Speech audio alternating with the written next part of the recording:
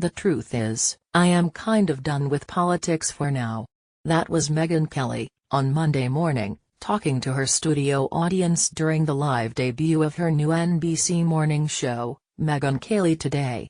In response to the declaration, the people gathered within the airy, brightly lit set roared with approval.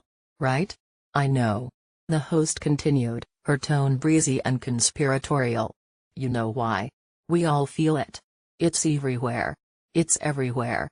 Pleasingly apolitical, relatably indignant, preternaturally glossy, it's a brand Kelly has been working to cultivate throughout her television career, but particularly within the whirl of publicity that has led to today's morning TV debut. In Kelly's 2016 autobiography, and in glowing profiles with headlines like Blowhards, Beware, Megyn Kelly will slay you now and after Fox, Megyn Kelly aims to be a force for good, the former Fox News Channel host, having moved, earlier this year, to NBC, has made a point of emphasizing her conviction that politics is a choice, a topic that can be cordoned off from all the others, and, as such, willfully avoided. Megyn Kelly doesn't want to be political was the headline of an interview Kelly gave to Elle magazine's Maddie Khan, its publication timed to coincide with Monday's premiere of Megyn Kelly Today. The conversation went in part, like this Khan, but tuning out seems incredibly difficult right now. I'm thinking of people like Jemele Hill on ESPN. There's a way that politics seeps into so much, Kelly, she got political. Khan, she did. Kelly, she didn't have to. Politics as unseemly, politics as inconvenient, politics as something viewers all feel, and all would prefer to ignore, was thus, unsurprisingly, the ethic Kelly brought to the debut of Megyn Kelly Today, an hour of television that was by turns performatively wacky, stridently emotional, fun, awkward, informative, and weird. There Kelly was, the former lawyer, merrily riding a tandem bike with Al Roker through Times Square. There she was, flipping a pan of eggs with Matt Lauer in a blouse of egg yolk yellow. As she flipped them, the eggs splattered over her pan. Lauer congratulated her nonetheless. There she was, talking in confessional tones about her decision to move to daytime TV. I wasn't happy, but I was scared to change. There she was, tearing up as she told the story of her father's death, when she was 15, of a heart attack. There she was, receiving a bouquet of red roses from her husband, Doug, who spent the show seated next to Kelly's mom on a set whose blonde woods and soft lights evoked a Malibu mansion. Oh.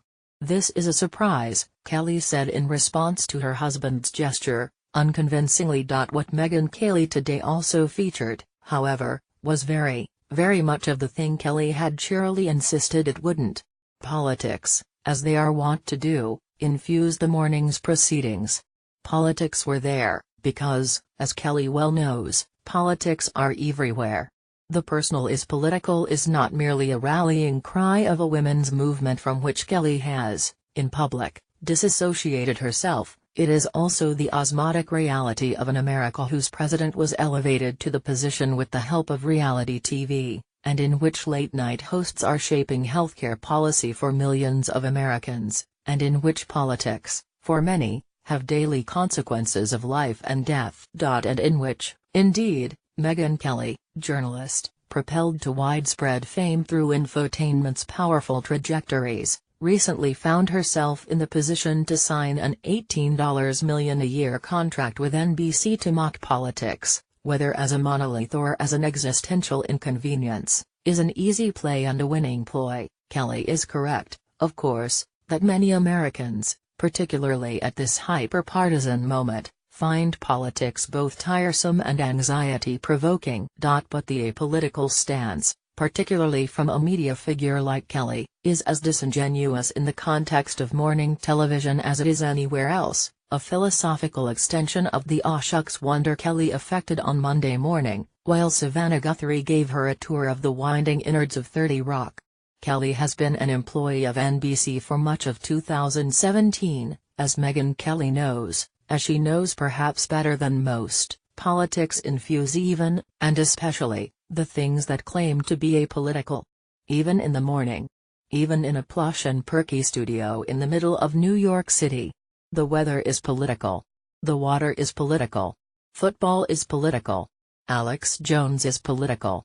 The new Black Panther Party is political. Tamron Hall is political. Swimming pools are political.